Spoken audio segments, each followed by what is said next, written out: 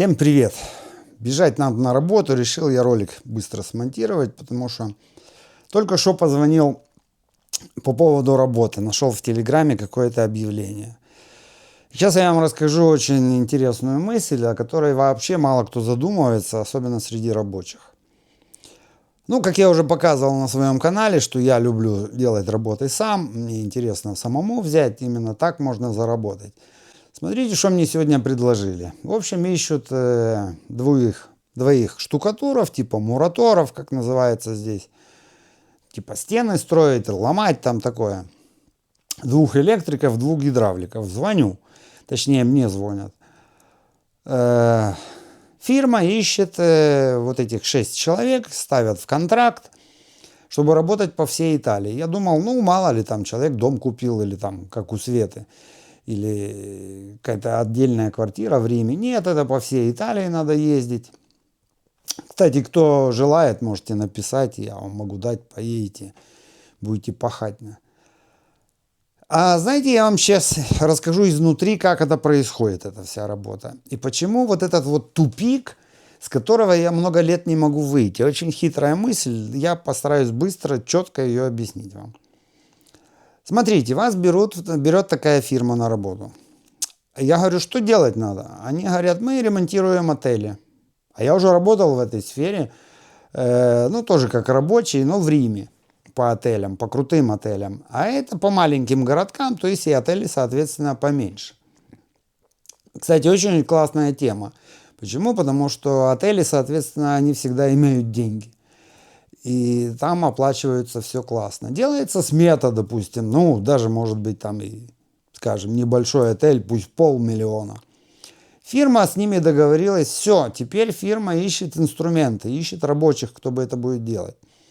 Хорошо, допустим, я говорю, я электрик, я могу пойти. Я говорю, ну у меня нету сертификатов, я не делаю. Она говорит, там не важно. Окей, думаю, в чем же фишка? Думаю, я знаю, в чем фишка, потому и рассказываю. Смотрите, они же не знают, какой я электрик. У меня даже бумажки нет. Они скажут, мы тебя возьмем на пробный период. Мы тебе сделаем контракт. Может быть на месяц, может быть на 3. Почему так? Потому что если вы работаете больше 4 месяцев, или там 3,5, если вас увольняют, вам должны дать пособие по безработице. Поэтому вам дадут минимум, скорее всего. Электрик. Какое начало работы в любом случае? Где-то долбать коробки, где-то там проводить что-то, начало. Да, может быть, если ты умный, нормальный, тебе и продлят контракт. Но пока ты будешь работать чуть ли не за 1500 евро, 1600. Причем там еще и командировки, там надо спать. Ну, возможно, какие-то командировочные будут. Там, говорю, что отели платят хорошо, и там деньги есть откуда все это оплатить. Но в любом случае, вы же не бомж. Если я живу в этой квартире, то я все равно жене должен буду высылать за аренду этой квартиры, где я живу. В общем, проработаете вы так, будут с вас выжимать все соки, потому что давай. И женщина, знаете, думаю, блин, что за несправедливость? Я тут сам рабочий, сам с руками, с мозгами, а тут какая-то баба просто сидит, и у нее фирма своя. Хотя это не у нее фирма, я вам даю 100%. Это, скорее всего, тоже замужем за итальянца. Итальянец имеет такую фирму. Она у него типа секретаря ищет наших рабочих, дешевых, хороших наших украинских хлопцев на эту фирму. Я в одну такую попал лет 10 назад. Тоже так же через Facebook. Женщина, мы такие добренькая, мы там ищем людей, мы там сейчас вам дадим. Устраиваюсь я, ну, правда, без контракта. А там такой монстр итальянец. Вы понимаете, здесь есть часть итальянцев, это совершенно не эти улыбчивые. Я их уже настолько все разных повидал, что я их чувствую тоже нутром. По взгляду, по первому-второму дню. Понимаете, человек рабов ищет. Просто рабов, которых потом начинает, выкручивать. И в той бригаде, в которой я работал, там работали перуанцы. Они так пахали. Он им платил что-то там 100 евро, но они зарабатывали все 150 евро, так как они пахали. В общем, обстановка такая была, что я месяц сказал ему доработаю, я ему так прямым текстом сказал, я здесь работать не буду. И меня еще и уволили, еще и 50 евро не заплатили потом. Я говорю, бригадира спрашиваю, а бригадир старый пердун такой был, он только привозил какие-то материалы. Я говорю, а за что меня уволили? Ну, там какая-то дырку ты большую замазал, там шпаклевкой, а не штукатуркой. Ты там сидя работал, а я сидя работаю, знаете, как на полу где-то. Мне дали маленькую комнатку, я помню, когда он там видел.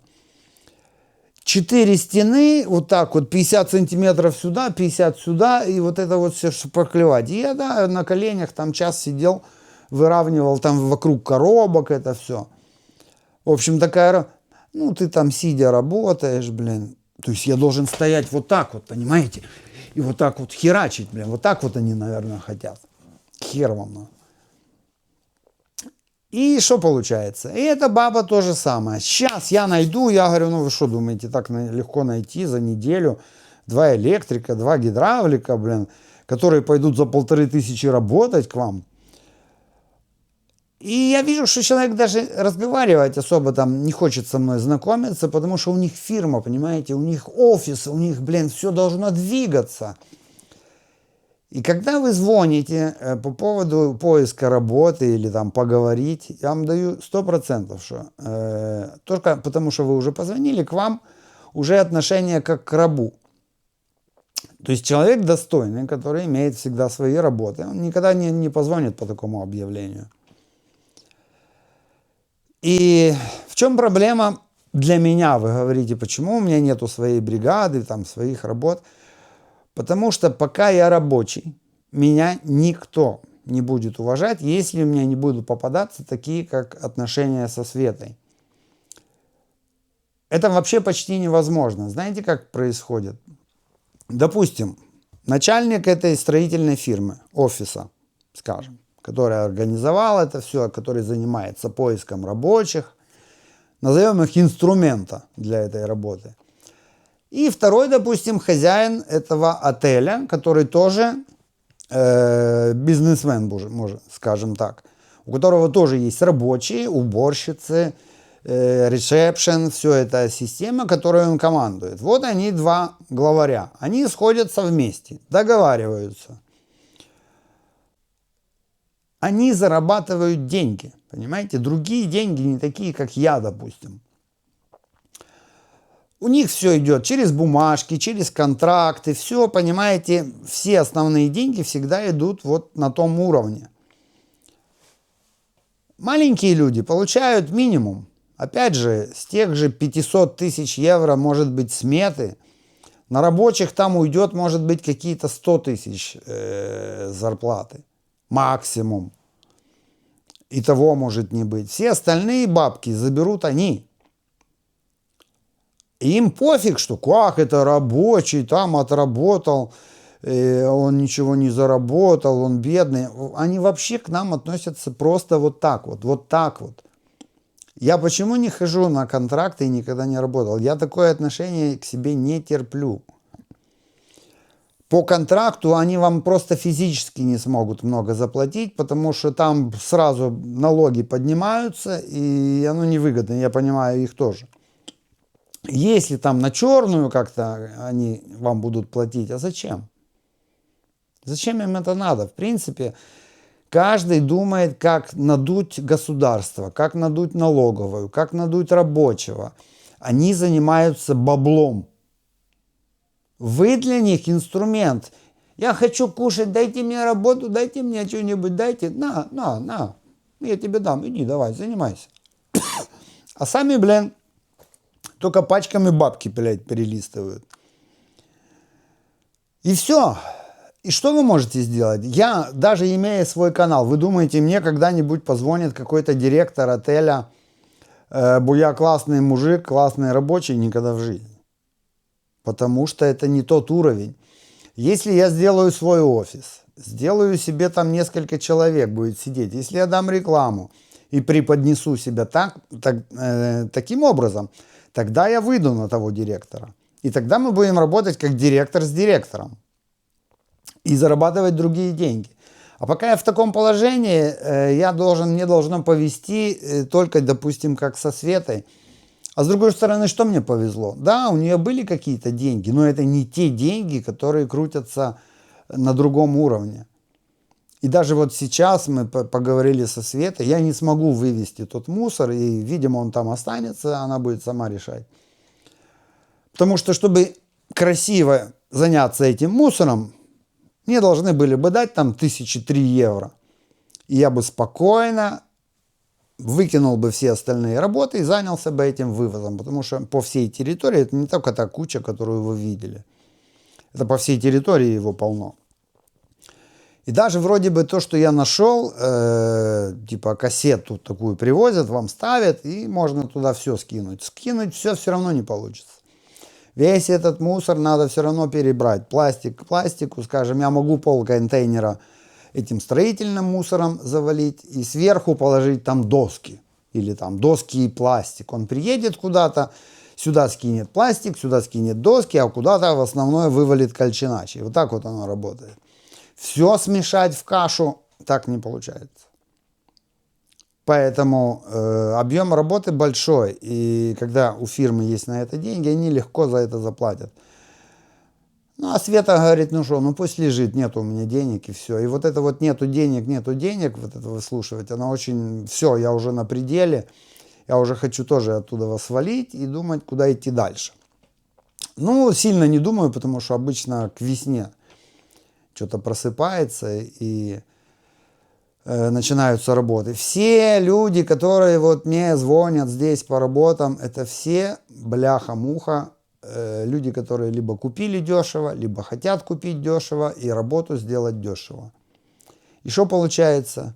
Вот все наше общение, которое здесь происходит между мной, там, и, наверное, я так чувствую, что у всех такой уровень, нет у меня здесь каких-то крутых олигархов, они не по таким каналам или вообще не по ютубам, им некогда заниматься и слушать эту всю херню. Да, я вам показываю свою жизнь и, наверное, нахожу таких же примерно, как я, людей на канале. И все, и тупик. И я не могу выйти на крутого работодателя. Да, в общем-то, так получается, с одной стороны, вот если бы вы действительно взяли меня там, это был бы самый идеальный вариант, но вы должны быть таким же примерно человеком. То есть вы не будете переплачивать как работодатель посредникам. То есть в этом же офисе сидят и бухгалтера, и всякие там компьютерщики, и те, кто делают сметы, и те, кто бригадиры какие-то. И они все ни черта не делают, но зарплату-то они получают, да, они что-то делают, какую-то работу, я согласен. И она нужна тоже, на больших особенно объектах. Но если есть время, и если вы берете такого, как я, то есть я не буду... Вы представляете, кого вот она сейчас найдет за неделю? Во-первых, она не найдет это 100%. А если найдет, то любой Вася, который, 2 недели пробухал дома, нужен электрик. Он говорит, я электрик. Какой ты там электрик, хрен его знает. Она его 100% говорит, все, приходи, делаем контракт, делаем... Потому что даже если он придет в таком состоянии и будет там что-то делать, что-то он сделает. Знаете, если реальному электрику надо было бы заплатить там 4-5 тысяч, она ему заплатит 1,5. Даже если он будет медленно работать, все равно и выгодно. Понимаете, в чем фишка? А в конце уже, когда надо будет там подключать эти все счетчики, уже основную работу, пусть она возьмет на 2 недели там умного итальянца, который доделает уже эту работу, сделает сертификат. Понимаете? Но это же никто не объясняет, что вот эти электрики, которых они, опять же, ищут, они будут делать черновую работу. Не основную, да, будет какой-то бригадир, который будет это контролировать. Но в конце 100% они возьмут дорогого электрика, гидравлика, который уже доделает это по-легкому и заплатит ему даже дорого. Но это будет, скажем, всего лишь неделя дорогая, а 2-3 месяца херачить будут за дешево. Вот такая вот система здесь. И также зарабатывались деньги на этом бонусе 110, который был. Так же само открывались фирмы, делались контракты с хозяевом вроде бы дома. То есть хозяин мог сделать за 10 тысяч дом, которому цена была смета на 100 тысяч евро. 10 тысяч он платил своими деньгами, а 90 тысяч ему платило государство. Но оно не платило наличкой, оно платило, то есть скидывало в будущем ваши налоги. То есть постепенно вы бы не платили один год 1000 евро налога, второй год 1000 евро налога. И за 10 лет вам бы выпало, что, минус 10 тысяч. Почти неэффективно получается для хозяина. Что предлагала фирма? Фирма говорит, я могу взять деньги в банке, потому что рабочим-то надо платить сегодня. А где эти деньги взять-то с этого бонуса? Понимаете, какая была хитрость? Банк давал деньги. Допустим, надо 100 тысяч смета. Он не даст все 100 тысяч, он даст 80 тысяч. А сметы завышались специально. Понимаете, и была игра между фирмами и государством. А этот самый, получается, хозяин недвижимости был такой, он давал им возможность заработать и сам сэкономить. Но работу-то делали рабочие, опять же, правильно? А рабочие-то делали ее мало того, что за копейки, как всегда, за те же 1500-2000 евро. Во-вторых, им не платили, так как меня кинули там на 6 тысяч. Я вам рассказывал, что еще 5 бригад таких знал. Просто в какой-то момент мне инженер через месяц, там через полтора, я говорю, зарплата где? Он говорит, государство деньги не перечислило. Я же знаю, что это бонус чем-то дичь. Я говорю, и что? Ну вот должны прийти. А мне что делать? Мне зарплата нужна. Ну, думаю, ну ладно, как государство-то по всей Италии этот процесс идет. Что, обманет государство? Нет, конечно. Ну, работаю дальше. 2 месяца проходит, денег нету. А сумма-то накапливается. Я еще и платил, вон Марьяну со своего кармана рассказывал. И у меня накопилось минус 9 тысяч. Это я вам говорю, что 6. Это уже так, что-то там навышкрябывали, но у меня было по 10 тысяч долга. Все, я остановил работу, и по сей день он мне не выплатил.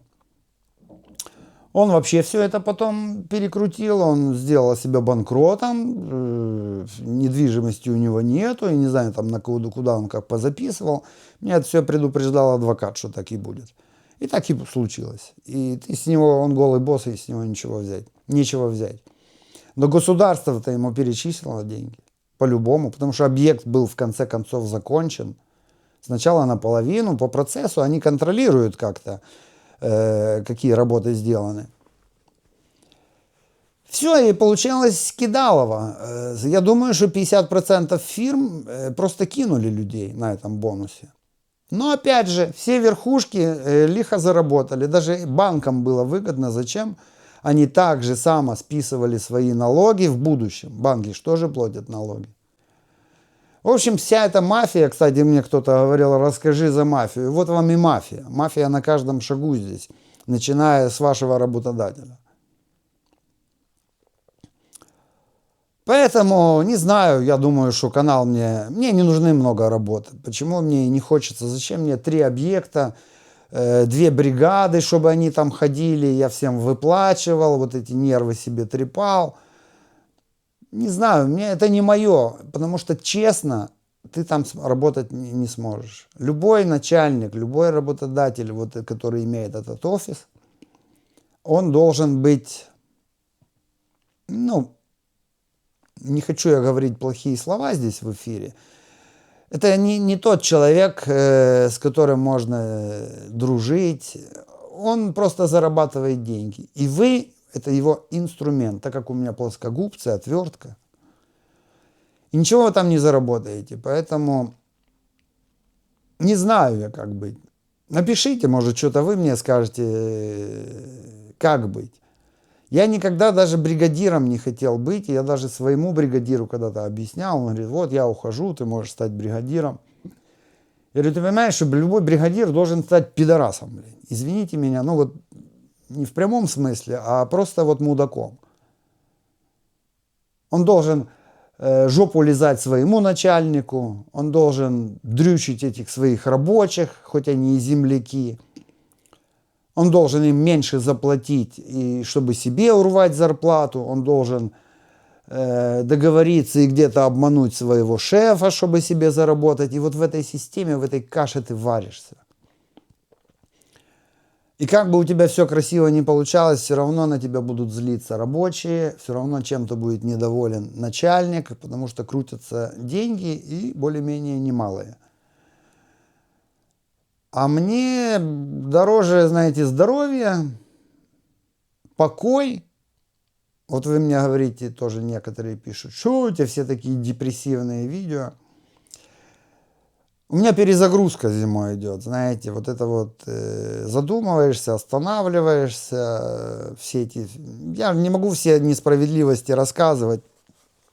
Кстати, опять же, вот я рассказывал за напарницу, что жена нашла, то там вообще говно уже вылазит. 10 лет моя жена ни с кем не общалась, ни с кем никого не помогала, сама тоже работала. Все было идеально. Вот, взяла одну, блин, суку. На Новый год я вам рассказывал, то она попыталась больничный взять, то она не получилось, начала, то я выйду, то не отвечает, то не отвечает. Знаете, в конце концов, чем закончилось? Она же ее взяла. Для чего? Она раньше сама убирала офис. Для того, чтобы она ее возила на работу. Сейчас та и начала мстить. Во-первых, сама фирма хотела ее наказать. Что, хочешь болеть, там начинаешь что-то крутить, мудрить, то дайте мне в воскресенье двойную зарплату. И они поняли, что она такая, сука, ну, сука. И получилось в конце, что та обозлилась на мою жену, не на фирму, не на себя, что она хотела схитрить, у нее не получилось. И сейчас начинает мстить чуть ли не моей жене, что я теперь возить тебя не буду. Я занята. Но контракт-то ей уже сделали. А это же не контракт, что ты должна в обязаловке возить мою жену. И теперь получается жопа. Жена ее взяла на работу, договорилась, устроилась, а теперь это ее просто кидает.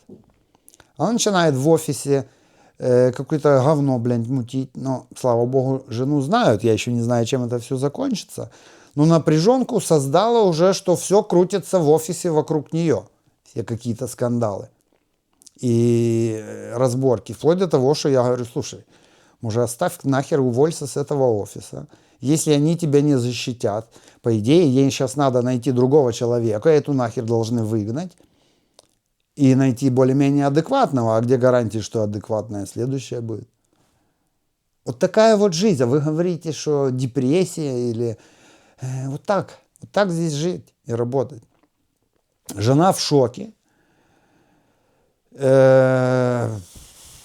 я говорю, что я вырос по таким уличным понятиям, что, честно, вот если бы в моей молодости кто-то такое делал, я просто пришел бы и набил бы морду.